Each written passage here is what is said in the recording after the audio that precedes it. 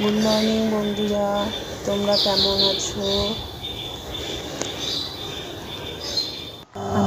আমার এই ছোট্ট পরিবারে তোমাদের সকলকে জানাই স্বাগত।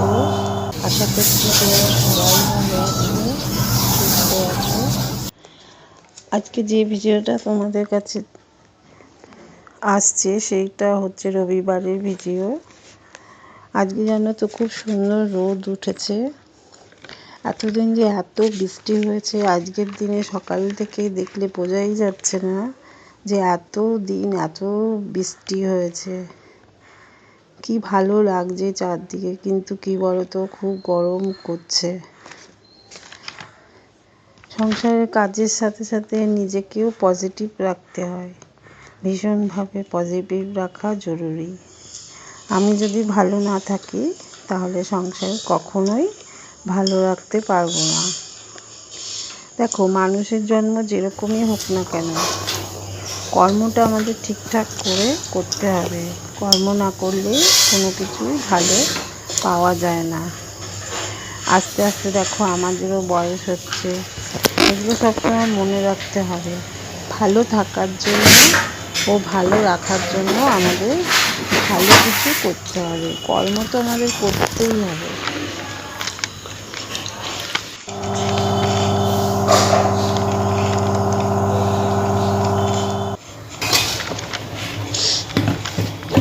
দেখো, রান্নাঘরের কিছু কিছু কাজ করে রেখেছি, পুরো কাজও করিনি। কেন বলো তো, আজকে আমি একটা বড় কাজ করব।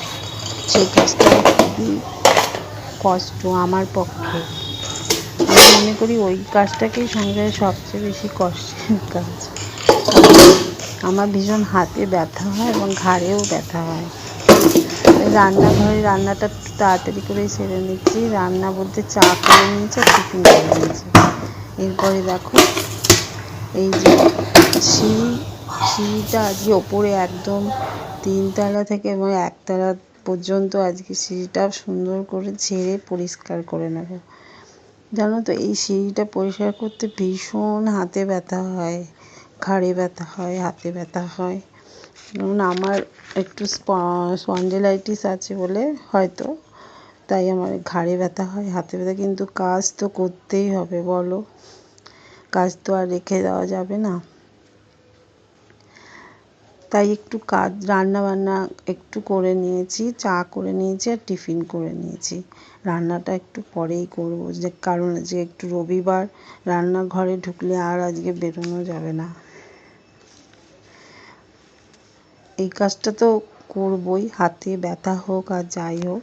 তবে দেখো, সিঁড়িটাকে সুন্দর করে একটু ঝেড়ে নিচ্ছে। আর বেশি ঝুল হয়নি, তা অল্প থাকতে থাকতেই ঝাড়া ভালো, বলো, না হলে না হাতে খুব ব্যথা হয়।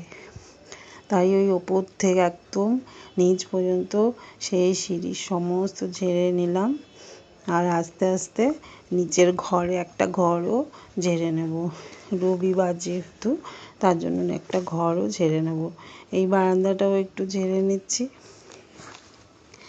তাহলে না হলে না, বেশি যখন ঝুল হয়ে যাবে ভীষণ কষ্ট হবে। তার জন্য একটু ঝেড়েই নিই বেশি করে। আজকে জানো, সকালবেলা ঘুম থেকে উঠে ফ্রেশ হয়ে একটু ওপরে গেছি। আমার গাছে অনেক সুন্দর ফুল হয়েছে, সেগুলো আর ভিডিওটা তুলতে পারলাম না, কেন মোবাইলটা নিয়ে যাইনি। কাল যদি হয় আবার আমি তোমাদের আমার ফুলগুলো একটু শেয়ার করব। এবারে দেখো, ওই ঘরের সামনেটা একটুখানি ঝেড়ে দিলাম। এই জায়গাটা অল্প অল্প ঝুল হয়েছে, তবে কি বলতো, ওই দিকটা ঝাড়বো, এই দিকটা ঝাড়বো না, সেটা খারাপ লাগে। আর আমার কি বলতো, আলমারি নিচেই সব বেশিরভাগ জিনিস, বড় জিনিসগুলো ওপরে তুলিনি, ভারী জিনিস। এই নিচের এই ঘরটাকেও একটু ঝেড়ে নিচ্ছি। এই পাশটা সিঁড়ি টিড়ি ঝাড়বো যখন, আমি থাক একটু সময় আছে যখন, এটাও একটু ঝেড়ে নিচ্ছি। এই ঘরটাও একটু ঝেড়ে নিলাম, অল্প অল্প একটু ঝুল হয়েছে। আর ফ্যানটাকে আমার হাজব্যান্ড ঝেড়ে দিয়েছে। আর এই ঝুল কোনায় কোনায় একটু ঝুল হয়েছে, বেশি ঝুল হয়নি। গত সপ্তাহে পরিষ্কার করেছি, তাই যেটুকু ঝুল হয়েছে সেটুকুই পরিষ্কার করে নিই, তাহলে আর অসুবিধে হবে না। এবারে কী বলো তো, ঝুলটা ঝাড়া হয়ে গেছে, অল্প অল্প আছে তো তাড়াতাড়ি হয়ে গেছে। তাড়াতাড়ি ঝুলটা ঝাড়া হয়ে গেলে আবার এদিকে রান্নার চিন্তা আছে, তার জন্য আমি তাড়াতাড়ি করেই করে নিচ্ছি। এবারে কী বলো তো, এই সিঁড়িটা একটু মুছে নিচ্ছি। সিঁড়ির এই গ্রিলগুলো না অনেক দিন মোছা হয় না, তোমাদের বলছিলাম না হাতে খুব ব্যথা হয়। এই গ্রিলগুলো মুছতে এত ব্যথা হয় না, একটা একটা করে মুছতে হয়, আর ভীষণ হাতে ব্যথা হয়, আর আমার ঘাড়েও ব্যথা হয়ে যায়। তার জন্য আমি অনেক দিন পর পরই গ্রিলগুলো মুছি, বেশি মুছতে আমার ইচ্ছে করে না। অনেক দিন পর পর কী করব, নোংরা হয়ে যায়, তার জন্য অনেক দিন পর পরই গ্রিলগুলো মুছি।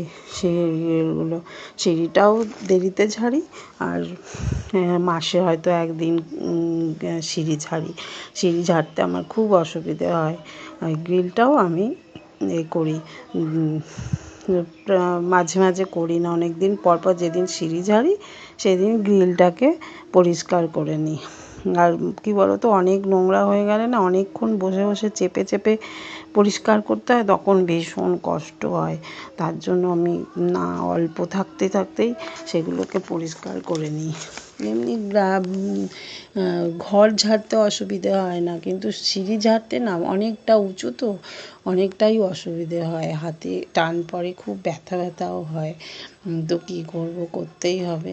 আজকে যখন ভেবে নিয়েছি, তারা আজকে আর তাড়াতাড়ি টিফিন সেরে এই কাজটা করে নেব, তারপরে আস্তে আস্তে রান্না করব। পুজো টুজো দেওয়াও হয়ে যাবে, তারপরে রান্না করব। তার জন্য আজকে রান্নার দিকে আগে যাইনি, আগে ঝাড়পোছ করে পুজো দিয়ে তারপরে রান্না করব। তার জন্য সকালবেলা টিফিনটা খেয়েও নিয়েছি, না টিফিন খেলে আবার পরে দেরি হয়ে যাবে, তার জন্য টিফিনটা খেয়ে নিই, খেয়ে তারপরে কাজ করতে নামবো। এবার সিঁড়িটা তো অনেক উঁচু, অনেকটাই মুছতে হবে, হাতে ব্যথাও হবে, তার জন্য না সিঁড়িটা মুছে একবারে তারপরে চান টান করবো, পুজো দেবো। আর পুজো দিতেও তো আজকে অনেকটা সময় লাগবে। আর কি বলো তো, আজকে যে পুজোটা দেখাবো সেই পুজোটা কিন্তু রবিবারের পুজো না। আজকে যেই পুজোটা দেখাবো সেই পুজোটা জানো তো, শনিবারের পুজো। শনিবারে একটু সত্যনারায়ণ পুজো করেছিলাম, সেই পুজো তোমাদের এই আজকে শেয়ার করছি। কি কেন বলো তো, একটু পুজো করেছিলাম, পুজোটা সেদিন আর ভিডিও দিতে পারিনি, তাই ভিডিওটাই করেছিলাম একটু, ওই ভিডিওটাই আজকে দিয়েছি। তবে দেখো, এই আলমারিটা একটু পরিষ্কার করে নিচ্ছি। আসলে এটা জানোই তো, আমার ব্যবসার ঘর, এটা সব সময় এই অগোছালো হয়ে থাকে, তবে চেষ্টা করি গুছিয়ে রাখতে, কিন্তু কি বলো তো, গুছিয়ে রাখবো আবার নোংরা হয়ে যাবে, এই এদিক ওদিক সব পড়ে থাকবে, কিন্তু জিনিসগুলো তো পরিষ্কার রাখতে হবে, জিনিসগুলো, তাই আলমারিটাও মুছে নিলাম। এবার দেখো, ফ্রিজটাও মুছে না, আর আমার কি বলো তো, নিচেই সব আলমারি, ফ্রিজ, রান্নার জায়গা সব নিচেই, তার জন্য নিচে ওপরে নিচের এত কাজ সেরে টেরে তারপরে ওপরে যেতে হয়, তাই অনেকটাই সময় আমার লেগে যায় ওপরে যেতে। নিচে কাজ না সারা হলে ওপরে তো যেতে পারবো না, তার জন্য কী বলো তো, দেরি হয়ে যায়। এই সমস্ত কাজ সেরে আমার ওপরে যেতে অনেকটাই দেরি হয়ে যায়। রান্না মানে তো শুধু রান্না নয়, রান্না মানে রান্নার পরে আগে পরে অনেক কাজ থাকে, সেগুলো গুছিয়ে যেতে যেতে অনেকটা দেরি হয়ে যায়। ওপরে গিয়ে তারপরে আমি সমস্ত কিছু সারি। দেখো, ফ্রিজটা, এবার এই আলমারিটাও পরিষ্কার করে নিলাম, এই আলমারিটাও পরিষ্কার করে নিচ্ছি। ফ্রিজ, আলমারি, আজকে ভাবলাম নিচে যা যা আছে সবই মোটামুটি পরিষ্কার করে তারপরে একেবারে যাবো। আজকে সকালে আমি ওপরের বেডরুম সব বেডরুম পরিষ্কার করেই এসেছি, একটু গিয়ে মুছে নিলেই হয়ে যাবে। দেখো ওয়াশিং মেশিনটাও না ওই মিস্ত্রি কাজ হচ্ছিলো তো একটু ধুলোও পড়েছিল, তার জন্য ওই ওয়াশিং মেশিনটাও একটু মুছে নিয়েছি। আর ওয়াশিং মেশিনটা সকালে চালিয়েছিলাম, তখন মোছা হয়নি, তখন এখন মুছে একটু নিই, সব যখন মুছে নিয়েছি আর ওখান দিয়ে ঝুল ঝেড়েছি, একটু ধুলোও পড়েছে ওপরে, তার জন্য একটু মুছেও নিলাম।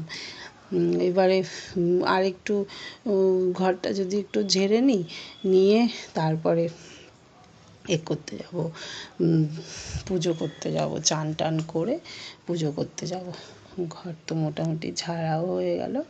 এবারে সে দেখো সমস্ত নিচে সব কিছু গুছিয়ে টুছিয়ে ওপরে যখন যাই না বেলা হয়ে যায়, অনেক বেলা হয়ে যায় গিয়ে তারপরে সেগুলোকে পরিষ্কার করে মুছে বেরোতে না দেরি হয়ে যায়। তার জন্য আমার যে দিদিটা আগে কদিন কাজ করেছিল, ওই দিদিকে বলেছি যে তুমি আমার বাসনগুলো মেজে দেবে।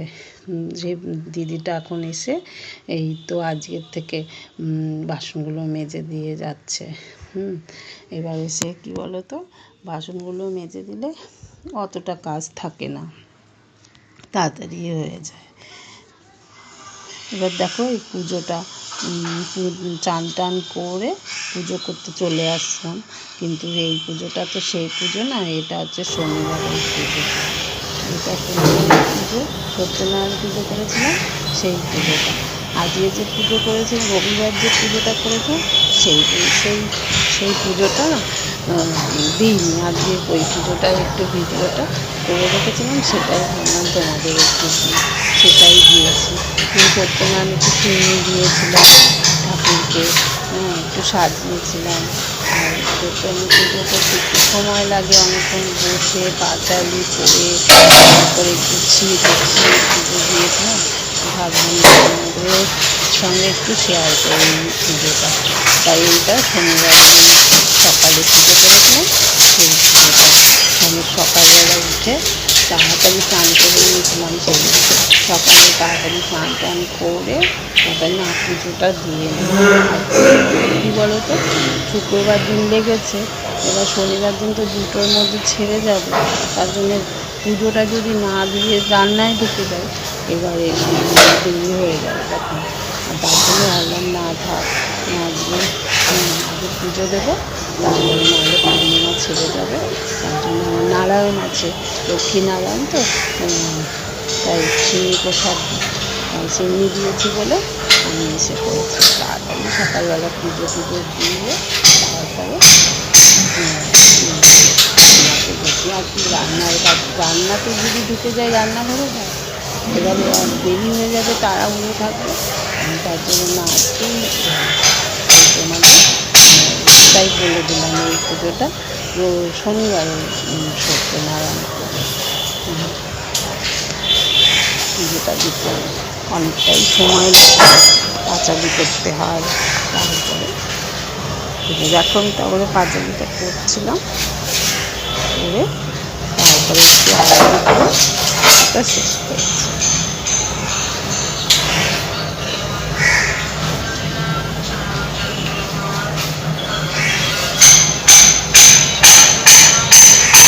সত্যনারায়ণ বাদ করিয়া বললেন সমান কলিকাতা নারায়ণ পূজার কারণ আবির্ভূত হইলে নরত ভগবান দরিদ্র ব্রাহ্মণ দিল না দেখে সুখের মতো কাল গেল।